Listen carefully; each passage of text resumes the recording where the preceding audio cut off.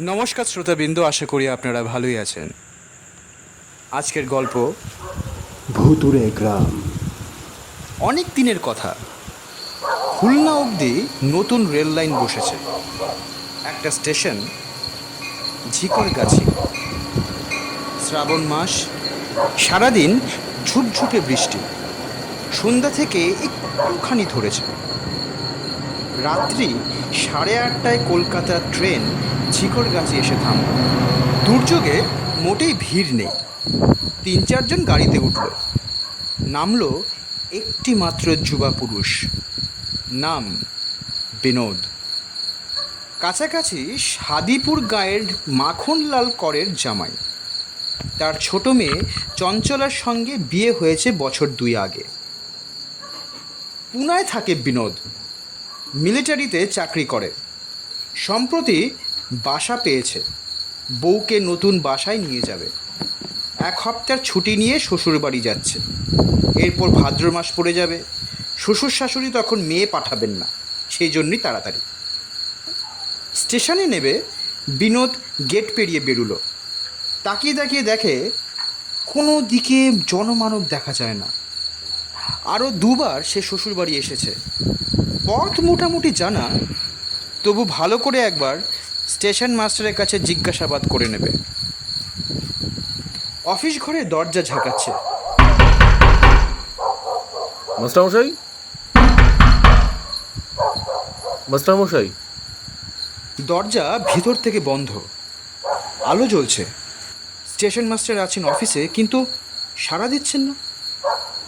Pointsman এলো হঠাৎ কোন দিক থেকে। ডাকেন কেন বাবু? মাস্টার মশাই জ্বরে বেহুঁশ, উনি উঠতে পারবেন না। আমাকে বলুন কি দরকার। বলছি, সাদিপুর থেকে আমার জন্য পালকি আনার কথা। ওই দেখতে পাচ্ছি না তো। পালকি চাচ্ছেন বাবু? বলি পালকিটা বইবে কারা? বেয়ারাজ উঠবে কোথা?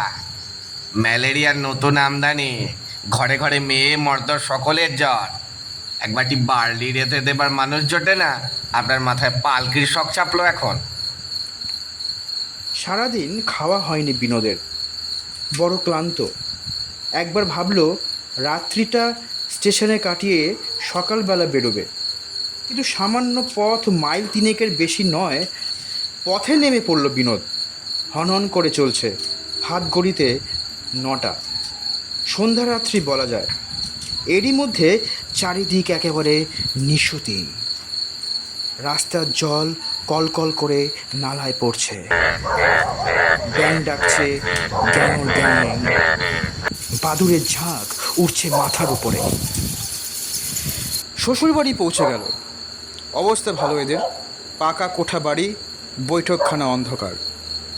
শীতকালে বড়দিনের সময় বিনোদ এসেছিল। দিন রাত লোক গিজগিজ করতো তখন। রাত দুপুর অবধি পাশা খেলার হুল্লোড়। আজ কেউ নেই। ভিতর বাড়ির দরজাটা হা হা করছে। জামাই ঢুকে গেল ভেতরে।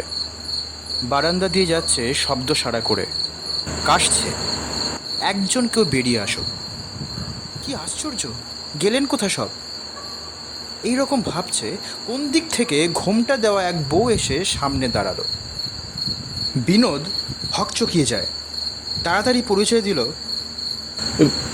এ বাড়ির ছোট জামাই আমি, বিনোদ। খিলখিল খিলখিল উচ্ছ্বসিত হাসি। হাসতে হাসতে ঘোমটা খুলে ফেলে চঞ্চলা।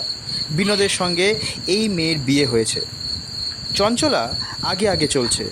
মস্ত বড় বাড়ি, আরও কত বারান্দা, কত সিঁড়ি উঠান পার হয়ে চলল।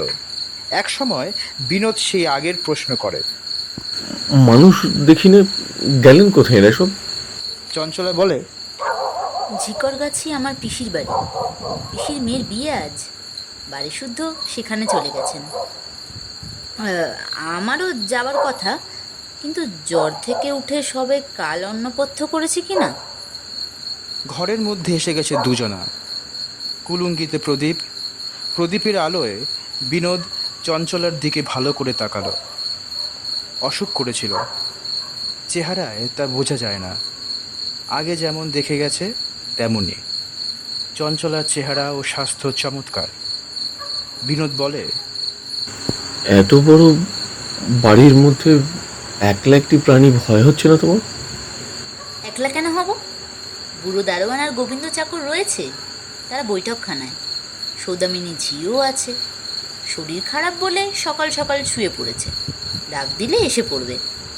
পালঙ্কের বিছানায় চেপে বসে বিনোদ অভিমান ভরে বলে, আজ আমি এসে পৌঁছবো স্টেশনে, পালকি রাখবার জন্য তোমাকে চিঠি দিয়েছিলাম। পালকি না ছুটুক, অন্তত বুড়ো দারোয়ানটাকে পাঠালে পারতে স্টেশনে।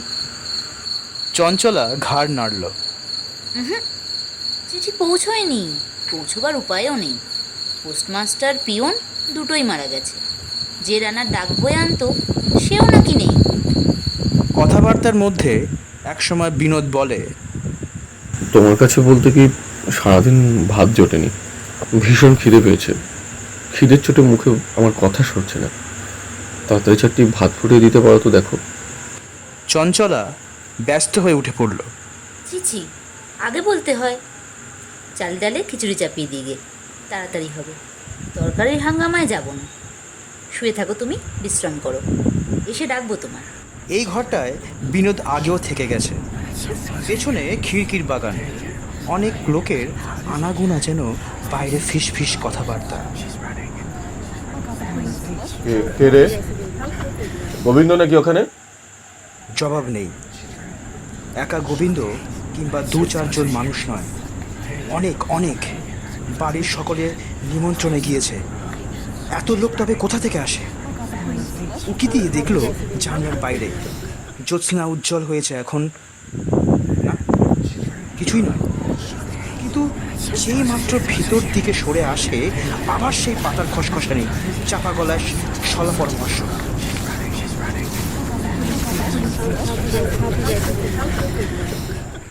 উঠে গিয়ে বিনোদ দরজা করে জানলার কপাট বন্ধ করলো। একলা ঘরে গা ছমছম করছে। চঞ্চলার কাছে এই কথা বলা যাবে না, হাসবে, ঠাট্টা করবে। এই বীর পুরুষ তুমি, এই সাহস নিয়ে লড়াইয়ের পায়তারা কষে বেড়াও। তার চেয়ে কোথায় চঞ্চলা রান্নাঘরে খিচুড়ি চাপিয়েছে, চলে যাওয়া যাক সেখানে।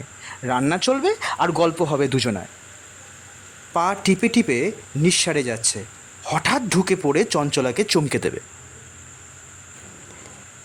কিন্তু ওরে বাবা, কি সর্বনেশে কাণ্ড গো! রান্নাঘরে ঢুকতে গিয়ে বিনোদ পাথর হয়ে দাঁড়িয়ে যায়। রান্না করছে চঞ্চলা, উনুন জ্বালাবার কাঠকুটো নেই বুঝে, সেই জন্য নিজের পা দুখানি ঢুকিয়ে দিয়েছে উনুনের ভেতর। দাও দাও করে পা চলছে। উনুনের ওপর কড়াইতে খিচুড়ি ফুটছে টকবক করে। চঞ্চলা আঙুল দিয়ে একবার তুলে টিপে দেখছে সিদ্ধ হলো কিনা। গরম খিচুড়ির মধ্যে ইচ্ছে মতো আঙুল ডুবিয়ে দিচ্ছে। পা চলছে, মশলা বাটবে। কোণের দিকে শিলনোড়া।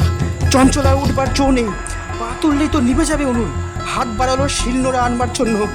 হাত ক্রমেই লম্বা হচ্ছে, লম্বা হয়ে শিলনোড়া ধরলো, তারপর ছোট হচ্ছে, হতে হতে আবার স্বাভাবিক আকারে এলো। কাছে এনে শিল পেতেছে, হাত লম্বা করে তখন তাকের ওপরে মশলার ডালা নামিয়ে আনলো। এক জায়গায় বসে সমস্ত হচ্ছে, ঘটর ঘটর করে চঞ্চলা বাটনা বাটে এবার।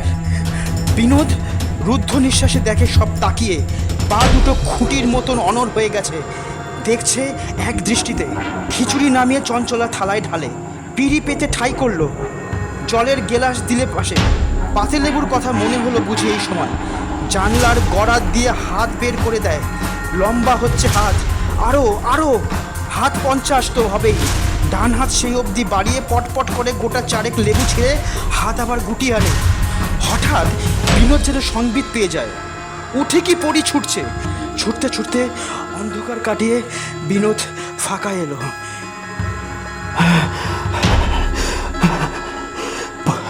পলকের মধ্যে দেখে ফাঁকা মাঠের মধ্যে একলা সে দাঁড়িয়ে, কোনো দিকে কেউ নেই। আপনারা এতক্ষণ শুনলেন ভুতুড়ে গ্রাম। এরকম আরো অনেক ভালো ভালো গল্প শুনতে আমাদের channel the Bong ultimate horror story subscribe করুন। নমস্কার।